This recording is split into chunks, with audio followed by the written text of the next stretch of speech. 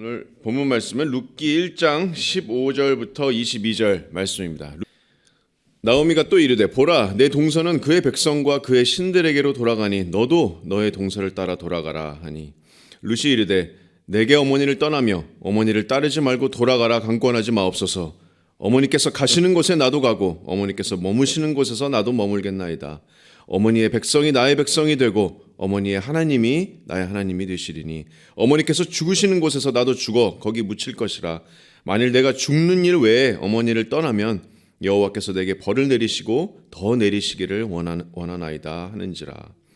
나오미가 룻이 자기와 함께 가기로 굳게 결심함을 보고 그에게 말하기를 그치니라. 이에 그 두 사람이 베들레헴까지 갔더라. 베들레헴에 이를 때 온 성읍이 그들로 말미암아 떠들며 이르기를 이가 나오미냐 하는지라. 나오미가 그들에게 이르되 나를 나오미라 부르지 말고 나를 마라라 부르라. 이는 전능자가 나를 심히 괴롭게 하셨음이니라. 내가 풍족하게 나갔더니 여호와께서 내게 비어 돌아오게 하셨느니라. 여호와께서 나를 징벌하셨고 전능자가 나를 괴롭게 하셨거늘 너희가 어찌 나를 나오미라 부르느냐 하니라. 나오미가 모압 지방에서 그의 며느리 모압 여인 룻과 함께 돌아왔는데 그들이 보리 추수 시작할 때에 베들레헴에 이르렀더라. 아멘. 자, 오늘 매일 성경 본문 말씀은 룻기 말씀입니다. 여러분이 너무 잘 아시는 이야기죠. 너무 아름다운 이야기입니다. 최소한 한 번쯤은 꼭 읽어보셨으리라고 제가 생각합니다. 이 독일 문학의 거장이었던 괴테는 이 룻기를 두고 아주 적은 분량으로 쓰여졌지만 가장 사랑스럽고 완벽한 작품이다 이렇게 평가했습니다. 그래서 이 룻기가 문학의 거장도 참 놀랄 만한 이런 문학적인 가치를 갖고 있는데 그 이유는 바로 룻기가 하나님께서 호흡을 불어넣으신 하나님께서 계시하신 말씀이기 때문입니다. 하나님께서 이 룻기에 나오시는 실제적인 우리 인물들의 삶을 엮으시고 또 우연히 겹치고 이렇게 아름다운 이야기로 우리에게 계시하셨습니다. 아마도 여러분 아시다시피 룻기의 가장 절정은 룻기의 가장 마지막 부분일 겁니다. 룻기 4장 13절에 이에 보아스가 룻을 맞이하여 아내로 삼고 그에게 들어갔더니 여호와께서 그에게 임신하게 하심으로 그가 아들을 낳은지라. 그리고 그 아들의 이름이 17절에 보시면 그의 이름을 오벳이라 하였는데 그는 다윗의 아버지인 이새의 아버지였더라. 룻의 아들은 나중에 이스라엘의 왕이 된 다윗의 할아버지가 됩니다. 다윗은 누구의 조상입니까? 다윗은 예수님의 조상입니다. 메시아의 조상입니다. 그래서 이방 땅의 모압 지역의 출신이었던 룻이 바로 마태복음 1장의 다윗의 자손 메시아의 그 족보에 들어가게 되는 그런 은혜를 입습니다. 하나님의 섭리하심은 이처럼 놀랍습니다. 이처럼 이렇게 드라마틱하고 아름다운 하나님의 스토리가 시작이 되는데 오늘 룻기 1장 전체의 내용을 통해서 여러분 잘 아시는 내용이지만 이 모든 스토리의 뒤에 계시는 주권하시고 또 섭리하시는 하나님께 집중하기를 원합니다. 그래서 하나님의 주권하심 또 하나님의 섭리하심을 바라보기를 원합니다. 여러분 하나님께서는 거두기도 하시고 또 주시기도 하십니다. 거두시는 분이 하나님이시고 또 주시는 분도 하나님이십니다. 하나님께서 거두시고 또 하나님께서 주십니다. 이 절대적인 하나님의 주권과 섭리하심을 우리가 조금 더 깊이 묵상해 보기를 원합니다. 그래서 먼저 하나님께서는 거두시는 하나님입니다. 하나님께서는 거두십니다. 룻기 1장 1절부터 5절까지 이 짧은 이 구절 안에서 정말 비극적인 사건이 삶의 비극이 일어납니다. 이 비극은 유다 베들레헴 출신의 즐거운이라는 그런 이름의 뜻을 가지고 있던 여인 나오미에게 집중됩니다. 1절부터 룻기 1장 1절부터 5절까지 제가 한번 읽어보겠습니다. 사사들이 치리하던 때에 그 땅에 흉년이 드니라. 유다 베들레헴의 한 사람이 그의 아내와 두 아들을 데리고 모압 지방에 가서 거류하였는데 그 사람의 이름은 엘리멜렉이요 그의 아내의 이름은 나오미요 그의 두 아들의 이름은 말론과 기럧이니 유다 베들레헴 에브랏 사람들이더라. 그들이 모압 지방에 들어가서 거기 살더니 나오미의 남편 엘리멜렉이 죽고 나오미와 그의 두 아들이 남았으며 그들은 모압 여자 중에서 그들의 아내를 맞이하였는데 하나 이름은 오르바요 하나 이름은 룻이더라. 그들이 거기에 거주한 지 10년쯤에 말론과 기럧 두 사람이 다 죽고 그 여인은 두 아들과 남편의 뒤에 남았더라. 자, 이 스토리는 1장 1절에 사사들이 치리하던 그때 벌어진 사건입니다. 자, 사사들이 치리하던 그때 어떤 시기였는지 여러분 기억나시나요? 이스라엘이 정말 불순종하고 하나님의 율법을 어기고 도덕적으로 타락했던 그때입니다. 사사기 마지막 장 마지막 구절이 그 시대를 이렇게 요약합니다. 이스라엘의 왕이 없었으므로 사람이 각기 자기의 소견에 옳은 대로 행하던 그때입니다. 자, 그때 이 유대 땅에 흉년이 들었습니다. 근데 이제 여기서 한 가족이 등장하는데 바로 유다 베들레헴 출신의 가족입니다. 남편의 이름은 엘리멜렉이고 그 아내 이름은 나오미, 그 두 아들의 이름은 말론과 기럧입니다. 자, 베들레헴이라는 그 이름의 문자적인 의미는 빵의 집이라는 뜻입니다. 빵의 집이라는 의미를 가지고 있는데 이 빵의 집이라고 불리는 지역에 흉년이 들었습니다. 하나님께서 음식을 완전히 거두어 가셨습니다. 왜 흉년을 들었는지, 하나님께서 왜 거두셨는지 그 이유를 설명하고 있지는 않지만 분명한 것은 이 베들레헴 땅에 흉년이 들었고 또 그 흉년의 뒤에는 하나님의 손이 계시다는 것입니다. 이 가족에게 지금 위기가 닥쳤습니다. 지금 먹을 것이 없어요. 끔찍한 고통입니다. 굶어 죽을 수도 있다는 그런 위협입니다. 생명의 위협입니다.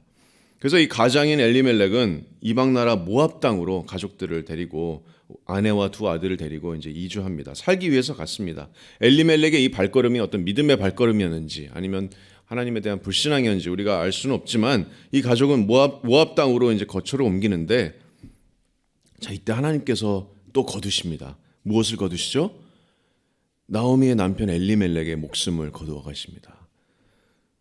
그 나오미는 이제 두 아들과 함께 남게 되었는데 그 두 아들은 그 모압 땅에서 이방 여인들과 이렇게 결혼을 합니다. 오르바와 룻을 맞이하고 결혼을 하는데 한 10년이 지나고 나서 하나님께서는 또 그 두 아들의 목숨 또한 거두어 가십니다.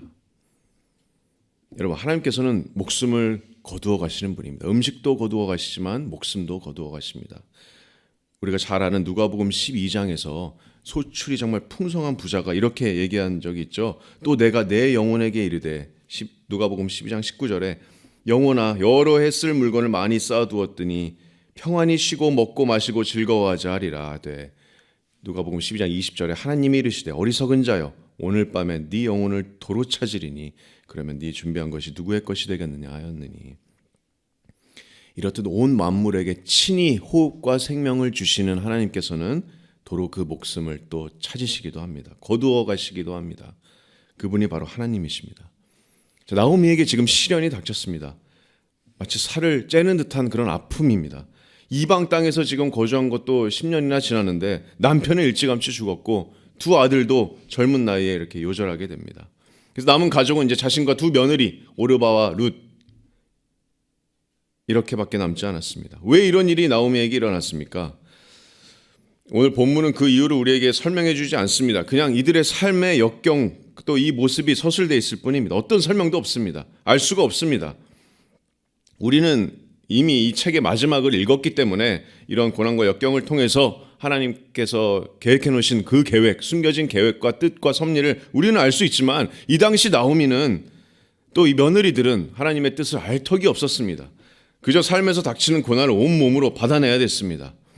하나님께서 흉년을 보내심으로 먹을 것을 거두시고 또 나오미의 남편과 두 아들의 목숨 또한 거두셨습니다. 그래서 어떤 이유인지 알 수는 없지만 우리가 분명하게 알 수 있는 것은 한 가지입니다. 뭡니까? 이 가족의 모든 고난과 역경 뒤에는 하나님의 전능하신 손이 계시다는 것입니다. 하나님의 섭리와 주권은 고난 중에서도 동일하게 역사하고 계십니다. 근데 우리가 고난받는 당시에는 그 하나님의 뜻을 또 하나님의 큰 계획을, 큰 그림을 헤아리지 못할 때가 많습니다. 아마 나오미도 그 큰 뜻을 헤아리지 못하는 것 같습니다. 여기 말씀을 보면 자신에게 벌어진 이 모든 일들을 1장 13절에 보시면 나오미는 이렇게 평가를 합니다. 여호와의 손이 나를 치셨다. 그래서 나는 너희로 말미암아 더욱 마음이 아프도다. 이렇게 나오미는 얘기합니다. 또한 나중에 이제 오늘 본문 말씀에 베들레헴 땅으로 10여 년 만에 이제 귀환하고 나서 1장 20절에 그 베들레헴 백성들에게 이렇게 이르되 나를 나오미라 부르지 말고 나를 마라라 부르라. 전능자가 나를 심히 괴롭게 하였음이니라. 내가 풍족하게 나가는데 여호와께서 내게 비어 돌아오게 하셨느니라. 여호와께서 나를 징벌하셨고 전능자가 나를 괴롭게 하셨다.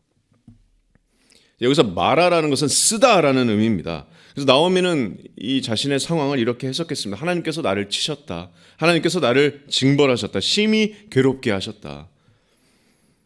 하나님의 큰 뜻을 헤아릴 수도 없었고 알 수도 없었기 때문에 나오미는 이렇게 괴로움을 토로했습니다. 아마도 우리가 이렇게 고난 가운데서 취해야 될 그런 올바른 태도나 반응은 아닐지도 모릅니다. 그렇죠?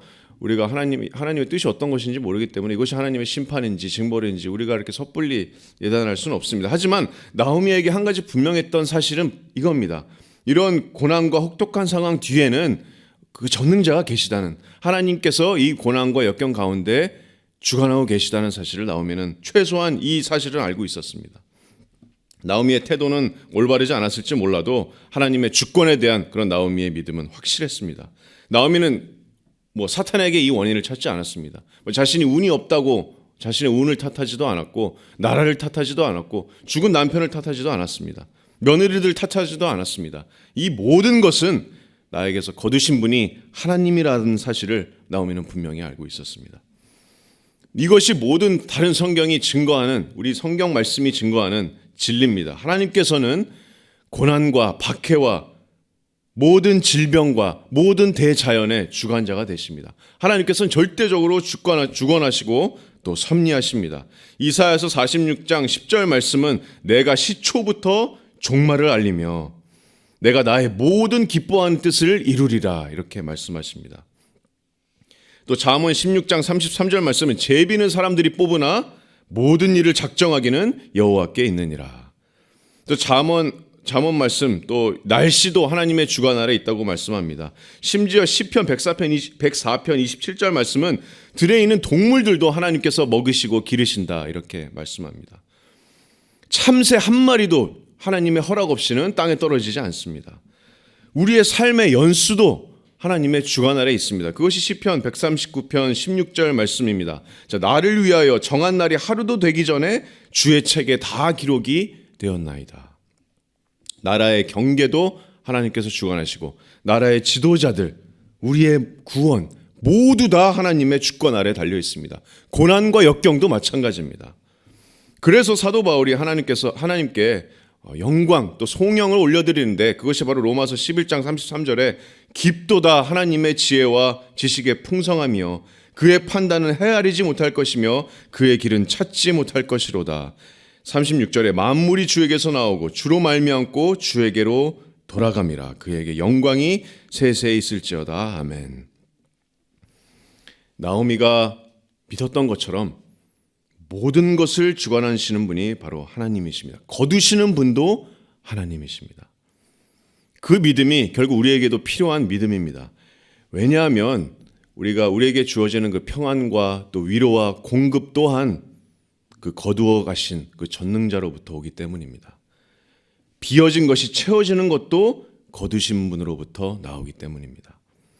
그래서 이처럼 거두시는 하나님이시지만 나오미의 삶에서 많은 것을 거두어 가셨지만 또한 채우시는 분도 주시는 분도 하나님이십니다. 그것이 하나님의 섭리하심이 이제 나오미에게 펼쳐지게 될 텐데 두 번째로 우리가 주목해 볼 것은 주시는 하나님입니다.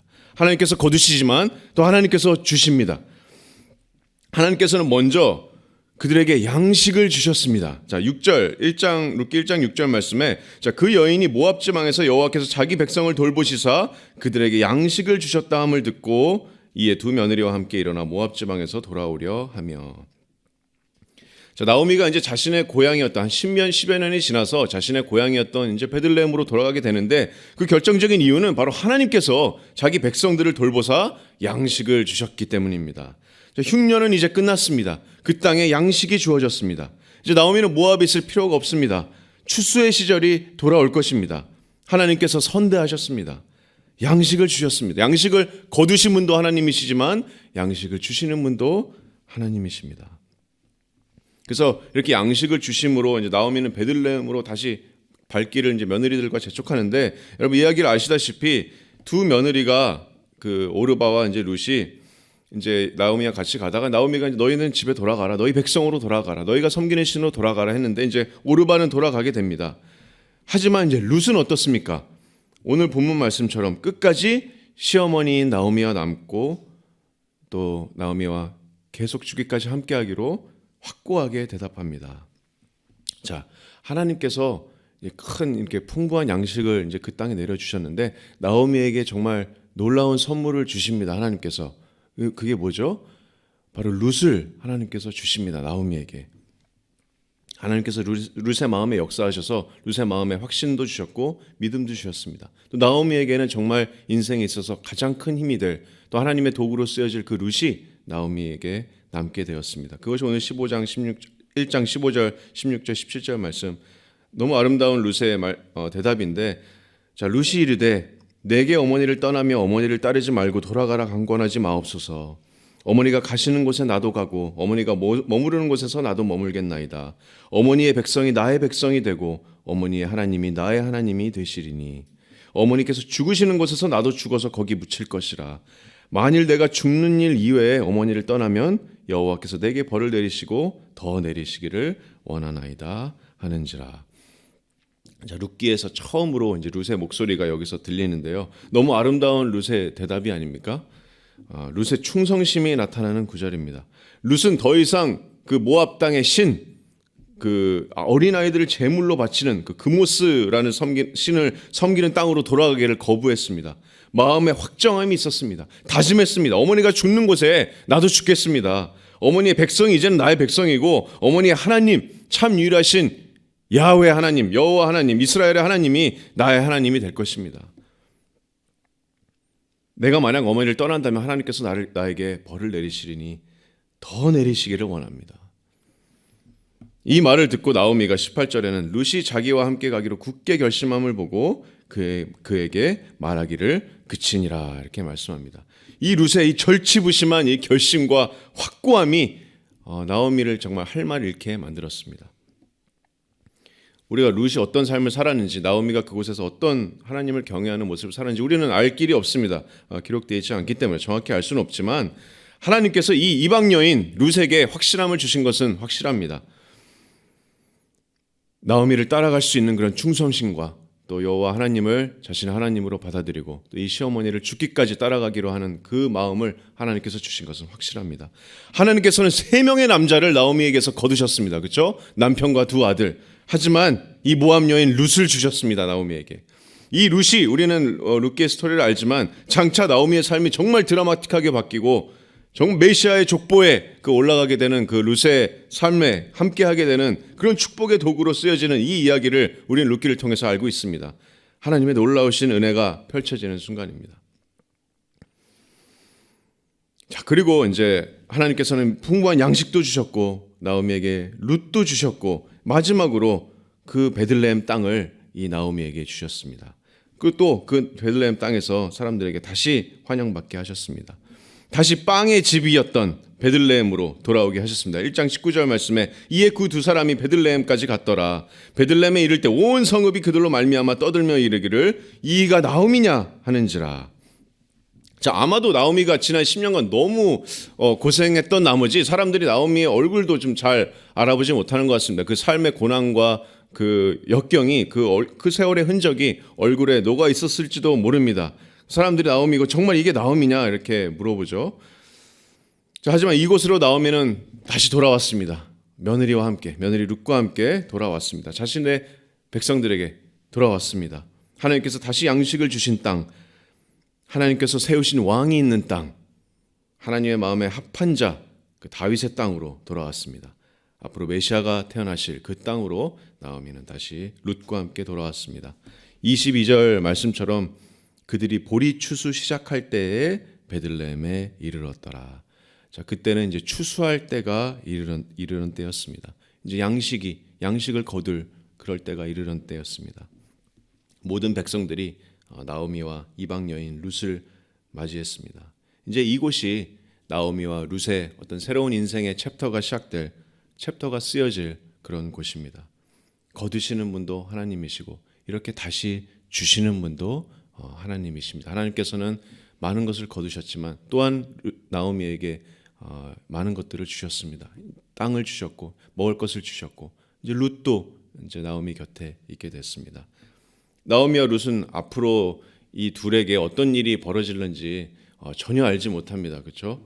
아무것도 알지 못합니다. 하지만 확실한 것은 어떤 일이 일어나든지 그들의 예상과 기대를 뛰어넘는 그런 하나님의 역사하심과 하나님의 은혜가 있을 거라는 사실입니다. 나오미는 하나님께서 내게 비어 돌아오게 하셨다, 완전히 비어 돌아오게 하셨다, 이렇게 괴로워했지만 이제 2장부터 시작되는 나오미를 채우실 분도 주권하시는, 거두어 가신 하나님이십니다. 거두신 분도 하나님이시고 주시는 분도 하나님이십니다. 여러분, 우리의 삶 가운데서도 마찬가지입니다. 보이지 않는 하나님의 섭리의 손이 언제나 우리와 함께하고 있습니다. 우리가 아픔이 있고 또 고통이 있고 우리 삶에 고난이 있습니다. 어쩔 때는 나오미가 불려지기를 원했던 마라, 정말 인생이 정말 쓰다고 생각될 때도 있습니다.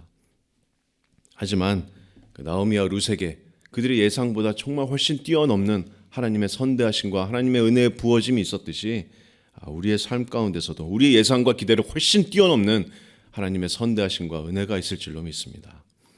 우리가 하나님의 자녀된 우리가 분명하게 기억하고 명심해야 될 진리는 바로 로마서 8장 28절의 진리, 하나님의 자녀들에게는 모든 것이 하나도 빠짐없이 모든 것이 합력하여 선을 이룬다는 것입니다. 이 말씀을, 이 진리의 말씀을 우리가 굳건히 붙들고 있다면 아무리 힘들고 어렵고 고난과 역경이 우리 삶에 있을지라도 거두시는 분도 하나님이시지만 주시는 분도 하나님이시다. 우리 삶에 역사하시는 분, 나의 삶을 주관하시는 분, 사랑하는 자녀들에게는 모든 것을 합력하여 선을 이루시는 분이 바로 나의 주님이라는 것을 더욱 신뢰하며 더욱더 기도함으로 나아갈 수 있으리라고 믿습니다. 룻기 1장 8절에서 나오미는 두 며느리에게 이렇게 얘기합니다. 자, 너희는 각기 너희 어머니의 집으로 돌아가라. 너희가 죽은 자들과 나를 선대한 것 같이 여호와께서 너희를 선대하시기를 원한다. 여기서 선대하다라는 이 히브리어 동사는 헤세드라는 동사입니다. 헤세드. 이 헤세드는 한 단어로 설명하기에는 너무나 큰 하나님의 놀라운 사랑과 자비하심과 변치 않는 그런 하나님의 선하심이 담긴 이 단어인데, 구약에서는 180번이 넘게 하나님을 표현할 때, 하나님의 이 자비하심과 사랑하심과 변하지 않는 이 선하심을 설명할 때 헤세드, 이 단어를 사용합니다. 내가 하나님께서 너희를 선대하시기를 원하노라. 하나님의 선대하심은 어떤 기브 앤 테이크를 바라지 않는, 되갚음을 기대하지 않으시는 정말 무조건적인 베푸시는 하나님, 선대하시는 하나님입니다. 그래서 하나님께서 저와 또 여러분을 우리의 삶 가운데, 이 나그네의 삶 가운데서 선대하기를 원하십니다. 선대하기를 소망합니다. 거두시는 분도 하나님이시지만 주시는 분도 하나님이십니다. 우리는 하나님의 큰 뜻을 지금 당장 헤아리지는 못할 수는 있지만 우리를 사랑하셔서 선대하실 그 주님의 사랑과 은혜를 바라보기를 소망합니다. 그럴 때 우리가 하나님 앞에서 연단하고 단련되어져서 정말 욥기 말씀처럼 우리가 정금같이 순금같이 단련되어서 나오게 될 것입니다. 또한 우리와 같은 고통을 겪는 이런 형제 자매들에게 우리가 격려를 주고 또 기도해주고 어려움 가운데서도 하나님을 잊지 않도록 도와줄 수 있을 겁니다. 하나님께서 저와 여러분을, 또 우리 교회를, 우리 모든 하나님의 자녀들의 삶 가운데서 선대해 주시기를 소망합니다.